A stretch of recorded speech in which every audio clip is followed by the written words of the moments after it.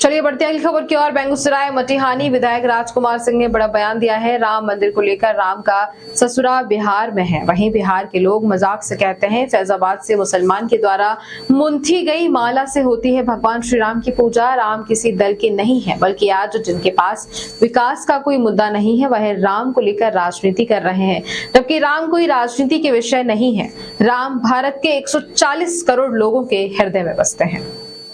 बेगूसराय में रामधारी सिंह दिनकर के नाम पे विश्वविद्यालय बने, इसका प्रयास मैं ही नहीं लगभग सभी विधायकों ने विधानसभा में इसकी मांग की है और बार बार की है, और हर बार हर सत्र में हम लोग इस चीज़ की मांग करते हैं।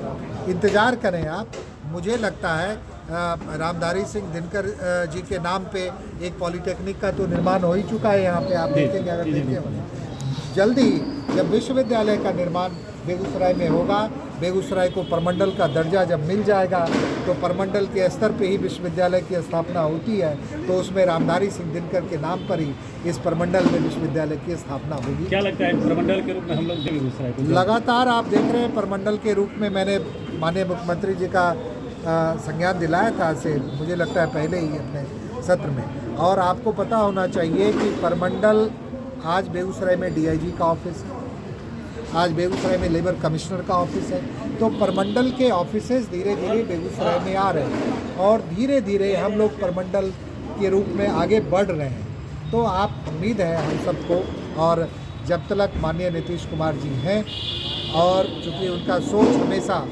हमेशा ही सोच उनका विकास रहता है, उन्होंने आश्वासन भी दिया था मुझे इस बारे में कि आप लगातार आपको प्रमंडल की दिशा में हम लोग आगे बढ़ा रहे हैं। जल्दी ही मुझे उम्मीद है कि बेगूसराय प्रमंडल निश्चित रूप से बने और आध्यात्मिक उन्नति भी लोगों की हो, इस ओर हमारा किसी प्रकार का कोई गुरेज नहीं है। राम हम सभी लोगों के हैं, राम किसी दल के नहीं है, राम किसी पार्टी के नहीं है, राम किसी व्यक्ति के नहीं है। राम इस पूरे हिंदुस्तान की जितनी भी जनता है, 140 करोड़ जनता, उन सब के राम है। और आपको ये पता होना चाहिए कि राम उस फैजाबाद के उन तमाम मुस्लिम भाइयों की हैं के भी हैं जिन्हीं के द्वारा पिरोए गए माला से रोज़ राम जी का वहाँ पे पूजा अर्चना होता है। तो ये भगवान राम को राजनीतिक परिप्रेक्ष्य में लाके राजनीति करना ये मुझे नहीं लगता है कि उचित है।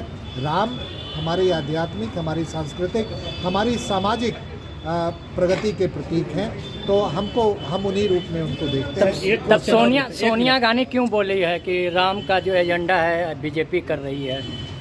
नहीं, राम ऐसा कुछ नहीं किसी ने बोला, आपको पता होना चाहिए। सोनिया जी के दिवंगत जो पति राजीव गांधी जी ने ही वहाँ पे राम मंदिर का शिलान्यास करवाया था, ताला खुलवाया था। भगवान राम से किसी को कोई परहेज हो ही नहीं सकता इस हिंदुस्तान में।